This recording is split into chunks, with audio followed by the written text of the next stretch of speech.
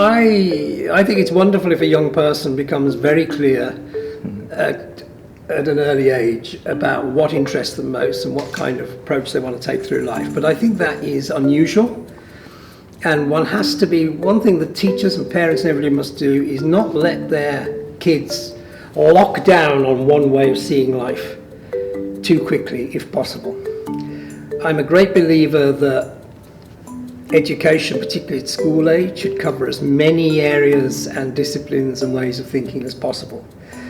One thing that makes me anxious is that there is less emphasis these days on the arts and humanities. Okay? I think kids at school, as well as learning sciences and learning, the new social science areas like economics and business aptitude and IT and everything, which everybody emphasizes, it is critical that children in all countries study literature, study music, enjoy music, enjoy art, enjoy physicality, not just sport, but maybe dancing or something like that. When we talk about multidisciplinary, we have to give opportunity in education for everything that a human being is. And so that means all subjects and all ways of exploring the world. And learning should be utterly enjoyable. So, first of all, I would say education for everybody should be as broad and as colourful and as varied as possible. At the end of the day, we are all studying the same things. Life, the human experience, the world around us. So all these different subjects just look at these same things from different angles. And the more you understand those perspectives, the better. So I am a great believer that the school year should focus on as many subjects as possible. And then as you move into higher education, yes, indeed, you start to batten down on a particular subject. One thing I would say to a lot of people is, unless you are passionate about IT, business studies, management, unless you're passionate about it, don't necessarily assume you have to study those subjects if you're going to get a well-paid job. Far too many people, I think, are going into business studies and to, economics and management because they just think education, even higher education level, is solely about getting the best possible job I can in the best paid environment, and that means private business, and therefore I need to go for that. If that is your passion, do that. If it's not your passion, continue doing other subjects that are your passion.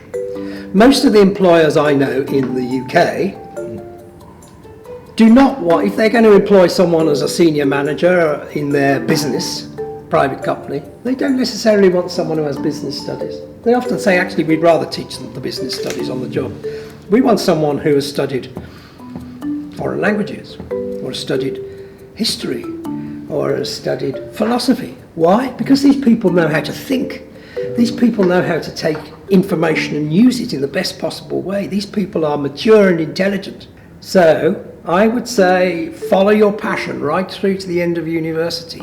If what you really enjoy is anthropology, or if what you really enjoy is biochemistry, go for it.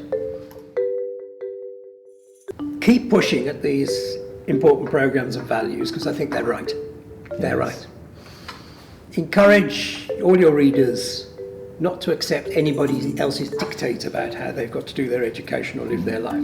Let them find their own way. The digital age provides a phenomenal opportunity for everybody to be able to find their own way.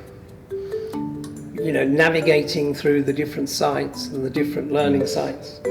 So I would say you're on the right. It's very good that you exist. And it's particularly good you exist in Indonesia, because Indonesia has a big educational challenge. Yeah. You are the fourth largest country in the world. That is extraordinary. After India, China, the United States, you are a G20 country. You are the 16th largest economy in the world, and you have ambition to be the 5th or the 6th. But that's only going to happen. That's not going to happen through government economic policies.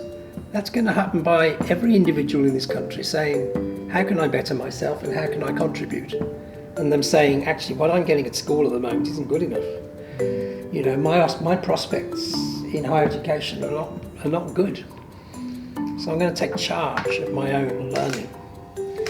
And for the first time in history, everybody can take charge of their own learning. You can find digital sources.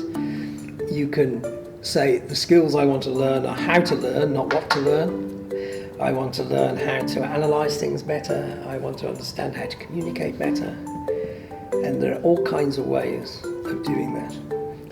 The world is changing more rapidly than at any time in history. I know people in history have always said that, but I think it is probably true now. And it's global. Everybody has to be proud of and assert their own values and cultures and religions and so on. That is so important. But everybody's also got to realise, frankly, what globalization means, not as an economic concept, so much as a concept in which we are all now one big community. If there's a rail crash in Ethiopia, now you and I will know about it in 10 minutes' time. That's extraordinary when you think about it, isn't it? Everybody knows everything about everything.